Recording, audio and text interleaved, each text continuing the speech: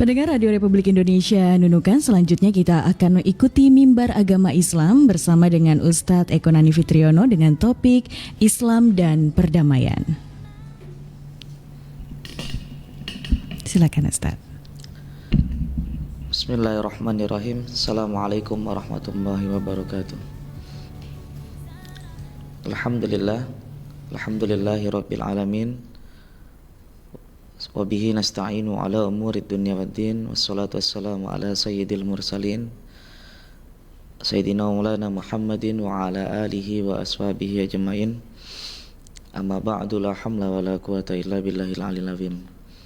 Kaum muslimin dan muslimat, para pendengar Radio Republik Indonesia yang insya Allah dimuliakan Allah Subhanahu wa ta'ala. Pertama-tama mari kita tidak henti-hentinya bersyukur atas segala nikmat yang Allah berikan kepada kita.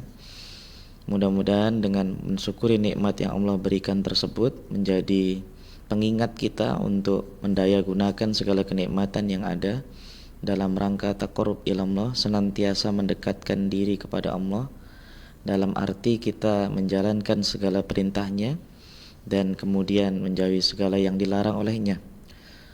Salawat dan salam tak lupa kita aturkan kepada junjungan kita Nabiullah Muhammad SAW wa ala alihi wa ashabihi ajma'in, dan semoga pula dilimpahkan kepada kita selaku pengikutnya yang istiqamah di jalannya, amin ya rabbal alamin. Kaum muslimin dan muslimat, para pendengar yang dirahmati Allah Subhanahu wa ta'ala, Islam sesungguhnya senantiasa memberikan petunjuk kepada umatnya agar melakukan tindakan dan perilaku dalam arti lingkup kebaikan-kebaikan, dan dengannya kemudian kita bisa mengetahui mana perilaku yang terbaik, mana perilaku yang tidak baik yang harus kita hindari. Paling tidak setiap perbuatan orang yang mengaku sebagai orang Islam itu harus mencerminkan nilai-nilai kemaslahatan ketika dia hadir di tengah-tengah kehidupan, baik secara personal maupun terhadap lingkungan yang dia hadapin.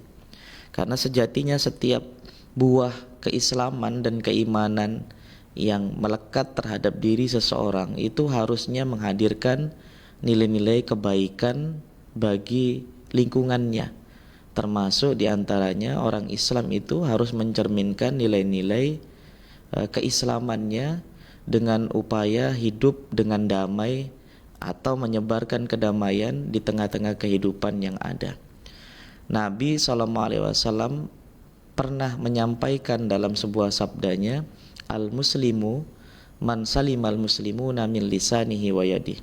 Pada hakikatnya orang yang disebut orang Islam itu adalah orang lain yang terjaga, merasa aman dari gangguan lisannya maupun dari gangguan tangannya. Oleh karena itu kemudian antara Islam, iman, dan perdamaian ini merupakan satu kesatuan yang tidak bisa dipisahkan dalam kehidupan seorang muslim. Kalau dia mengaku sebagai orang Islam yang beriman, maka sikap ini harus hadir dalam dirinya. Sebaliknya ketika orang Islam kemudian dalam kehidupannya tidak membuat aman orang lain, bahkan kecenderungannya jauh daripada perdamaian, sesungguhnya dia sedang mengingkari dan menghindari makna hakikat ketika menunjukkan jati dirinya sebagai seorang Islam. Para pendengar kaum muslimin dan muslimat yang dirahmati Allah Subhanahu wa ta'ala, apabila dilihat dari maknanya di antara sekian arti atau makna kata Islam itu sendiri, ada ulama yang mengatakan Islam maknanya adalah damai atau menyebarkan kedamaian, menyebarkan salam. Damai dan keislaman ini menjadi satu entitas, ya, satu identitas bagi kita sebagai orang yang dianggap sebagai seorang Islam, harus menghadirkan sikap-sikap itu ketika kita berada di tengah-tengah kehidupan masyarakat. Maka umat Islam harus mau dan mampu untuk mengaplikasikannya dalam situasi dan kondisi apapun. Allah Subhanahu wa ta'ala berfirman dalam Al-Quran, ya ayyuhalladzina amanu dukhulu fis-silmi kafah wa la tattabi'u khutuwatis syaitan innahu lakum aduwwum mubin. Ya ayyuhalladzina amanu, wahai orang-orang yang beriman, udkhulu fis-silmi kafah, masuklah ke dalam Islam secara kafah, menyeluruh. Wala tattabi'u khutuwatis syaiton, dan jangan kamu ikuti langkah-langkah setan.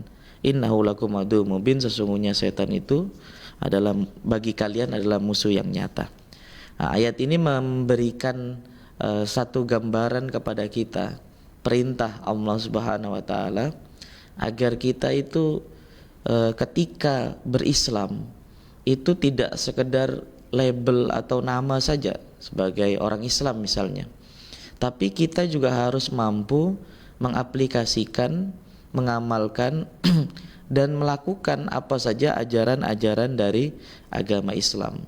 Di sekian banyak tuntunan kebaikan dalam Islam, perintah untuk senantiasa melakukan atau bersikap memberikan keamanan, kemaslahatan dan kedamaian orang lain itu menjadi satu perintah yang harus kita wujudkan dalam kehidupan. Karena sejatinya ketika kita hidup ini kemudian bisa melakukan aktivitas-aktivitas ibadah secara publik, sholat berjamaah, zikir secara bersama-sama, adanya majelis-majelis taklim dalam masyarakat, itu adalah buah dari kehidupan yang kita ciptakan secara damai dan harmonis, sehingga kita bisa melaksanakan hal itu semua dengan aman dan tidak ada gangguan sedikit pun. Dampaknya kemudian ketika itu semua tidak terwujud, maka kita akan sulit sekali untuk melaksanakan ibadah-ibadah secara publik yang berjamaah bersama-sama, sehingga mengurangi esensi dari apa yang dilakukan oleh umat Islam dalam rangka membangun nilai-nilai persatuan. Maka kita bersyukur kita mampu menghadirkan nilai-nilai itu, dan kita pada hari ini harus tetap menjaga nilai-nilai perdamaian, keamanan, kemaslahatan yang ada dalam masyarakat itu. Bahkan kita yang hari ini hidup harus menjadi teladan agar supaya sampai di kemudian hari anak-anak kita, kemudian cucu-cucu kita bisa melihat bagaimana teladan-teladan yang diperankan oleh umat Islam dalam membangun nilai-nilai kedamaian, keharmonisan dalam kehidupan, sehingga kita pada akhirnya terus bisa beribadah dengan tenang, dengan baik ketika kita berada di ranah-ranah publik. Nah, efek-efek positif inilah yang harus terus ada dalam kehidupan kita, perdamaian, sebuah sikap yang itu semua telah dicontohkan oleh baginda Nabi Muhammad SAW sebagai juru damai, bahwa setiap permasalahan yang ada itu Rasulullah senantiasa mencarikan solusinya, dan sebisa mungkin solusinya itu tidak menimbulkan masalah yang berkelanjutan. Pernah satu ketika dalam usaha untuk mengembalikan Hajar Aswad kembali ke tempatnya setelah terjadi banjir yang besar sehingga memindahkan posisi Hajar Aswad, kemudian di antara kepala suku yang ada, karena ini merupakan satu kemuliaan menaruh kembali Hajarul Aswad ke tempatnya, maka para suku itu berebut sampai kemudian hampir terjadi konflik. Maka kemudian ada kesepakatan pada waktu itu, siapa di antaranya yang memasuki lingkungan Masjidil Haram yang pertama kali esok hari, maka dia yang menaruh Hajar Aswad. Qadarullah, ternyata Rasulullah SAW adalah orang yang pertama memasuki Masjidil Haram, lingkungan itu, maka kemudian mereka menyerahkan kepadanya Hajar Aswad untuk ditaruh ke tempatnya.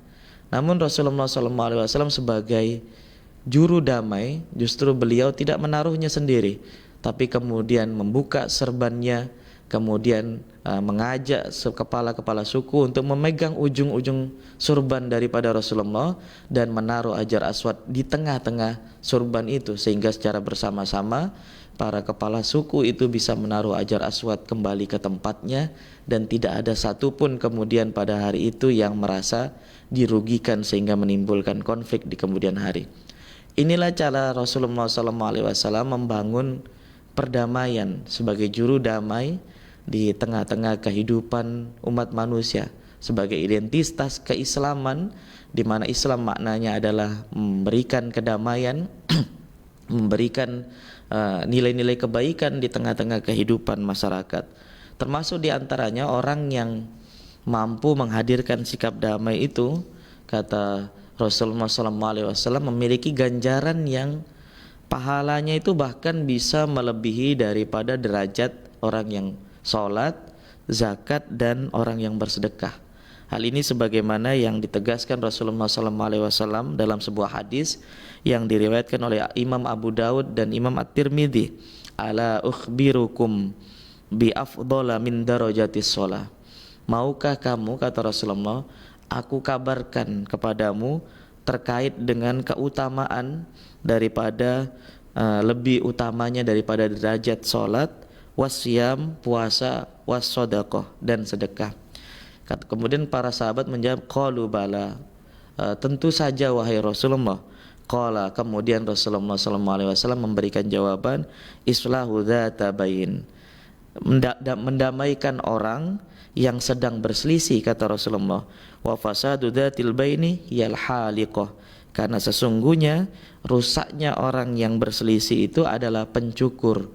Maksudnya adalah mencukur segala amal kebaikan yang telah dia kerjakan. Kaum muslimin dan muslimat, para pendengar yang dirahmati Allah Subhanahu wa taala, dari hadis ini kemudian kita bisa mengetahui bahwa Nabi Muhammad SAW sendiri mendorong kita agar mampu menjadi juru damai. Bahkan hal itu mendapat ganjaran derajat yang mulia, yang baik di sisi Allah Subhanahu wa taala.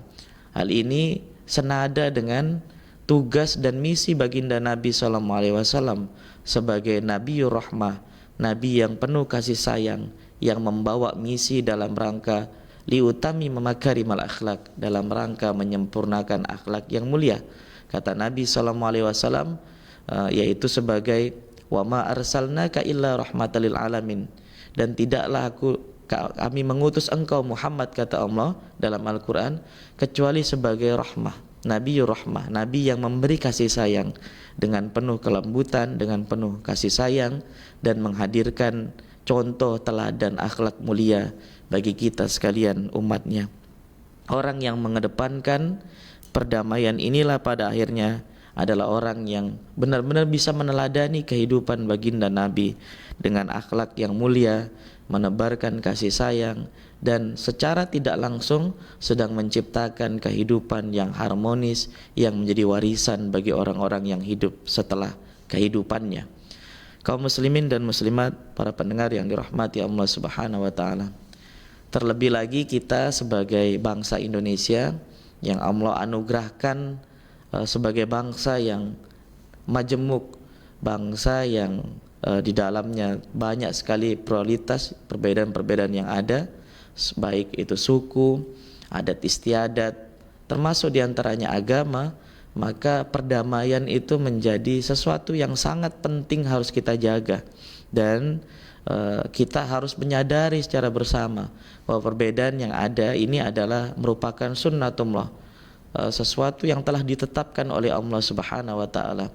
Bukan berarti segala perbedaan yang ada itu untuk dipertentangkan, namun segala perbedaan yang ada itu adalah untuk saling memahami, sehingga kita bisa saling bekerja sama untuk mengisi segala kekurangan yang ada. Dan memang dalam konsep perbedaan itu sendiri, sebagai sunnatullah, Allah Subhanahu wa taala berfirman dalam Al-Qur'an, ya ayyuhan nas, wahai manusia, inna khalaqnakum min dzakari wa untha, sesungguhnya kami telah menciptakan kalian sebagai daripada jenis laki-laki dan perempuan, wa ja'alnakum syu'uban wa qabail, dan menjadikan kalian berbangsa-bangsa dan bersuku-suku, lita'arafu. Jadi semuanya dalam konsep perbedaan yang ada itu menurut Allah dalam rangka agar kita saling kenal mengenal. Inna akramakum indahum li'atqakum, sesungguhnya orang yang paling mulia di antara kalian dari perbedaan yang ada itu adalah yang paling bertakwa di antara kalian. Innallaha alimun khabir, sesungguhnya Allah maha mengetahui lagi maha mengenal atau lagi maha teliti. Oleh karena itu para pendengar yang dirahmati Allah Subhanahu wa taala, ayat ini menjadi gambaran, menjadi petunjuk bagi kita dalam menyikapi segala perbedaan yang ada, bahwa perbedaan yang ada itu justru bisa memperkuat entitas kita dalam sebuah bangsa yang majemuk untuk bisa bekerja sama, untuk bisa saling kenal mengenal, sehingga yang kita hadirkan dalam perbedaan itu adalah saling memahami, saling menghargai, dan saling menebarkan kebaikan tentunya. Dan kita berharap bahwa potensi-potensi konflik dari perbedaan yang ada itu bisa kita redam dengan upaya terus menjalankan ajaran-ajaran agama yang memerintahkan kita untuk senantiasa menghadirkan sikap damai ketika kita hidup di tengah-tengah masyarakat. Kedamaian tentu adalah sesuatu yang harus kita jaga, karena hilangnya kedamaian adalah kehilangan sesuatu yang sangat berharga. Para pendengar kaum muslimin dan muslimat yang dirahmati Allah Subhanahu wa taala, berbagai contoh teladan yang sudah dicontohkan oleh baginda Nabi Muhammad SAW harusnya menjadi petunjuk dalam kehidupan kita dalam menjalani kehidupan yang ada, agar kemudian sesuatu yang telah dicontohkan itu, yaitu uswah wa qudwah Nabi, suri tauladan Nabi, menjadi pedoman dan pegangan kita sekalian. Kalau Nabi itu diutus sebagai rahmah, yaitu sebagai Nabi yang memberikan kasih sayang yang di dalamnya terkandung nilai-nilai kedamaian, maka kita pun sebagai umatnya harus berupaya demikian, mengusahakan diri jangan sampai justru kita sebaliknya tidak melakukan sebagaimana yang dicontohkan oleh baginda Nabi Muhammad SAW. Kita harus mampu menghadirkan diri sebagai orang-orang yang ketika hidup di tengah-tengah masyarakat akan menimbulkan kesan yang baik, akan menimbulkan kasih sayang di antara sesamanya, sehingga kehadiran kita itu senantiasa dirindukan dan menjadi kebaikan bagi orang-orang yang ada di dalam kehidupan sekitar kehidupan kita. Perdamaian ini merupakan bukti nyata dari apa yang diimplementasikan umat Islam terkait dengan ajaran yang telah dicontohkan oleh baginda Nabi Muhammad SAW, dan banyak sekali manfaatnya ketika kita menghadirkan sikap damai. Kita bisa beribadah dengan tenang tanpa konflik sekalipun, kemudian kita bisa melakukan sesuatu secara bersama-sama tanpa kemudian diliputi oleh ketakutan. Oleh karena itu, sekali lagi, dalam membangun konsepsi perdamaian ini tidak hanya kita membangun nilai-nilai ukhuwah Islamiyah saja atau persaudaraan karena agama, tapi kita meluaskan makna ukhuwah itu, persaudaraan itu, yaitu ukhuwah watoniyah, ukhuwah dalam arti persaudaraan antar sesama anak bangsa, terlebih-lebih lagi yaitu ukhuwah insaniyah ambasyariyah, yaitu persaudaraan karena kemanusiaan.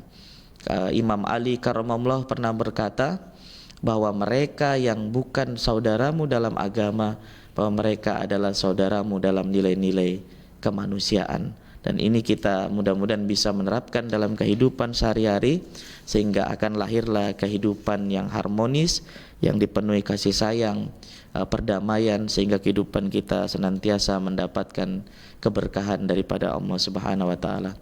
Para pendengar kaum muslimin dan muslimat yang dirahmati Allah Subhanahu wa taala, demikian apa yang dapat kami sampaikan, mudah-mudahan bermanfaat. Wallahu a'lam bishawab. Hadanallahu wa iyyakum ajmain. Ihdinas siratal mustaqim. Wallahul muwaffiq ila aqwamit thoriq. Assalamualaikum warahmatullahi wabarakatuh. RRI Radio Tangga Bencana COVID-19.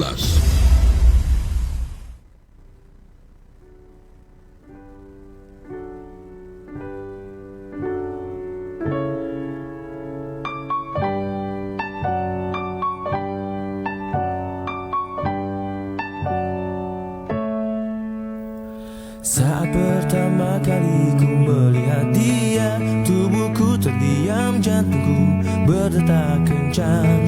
Pikiranku melayang untuk sentuh dirinya, tapi tak tahu harus bagaimana caranya.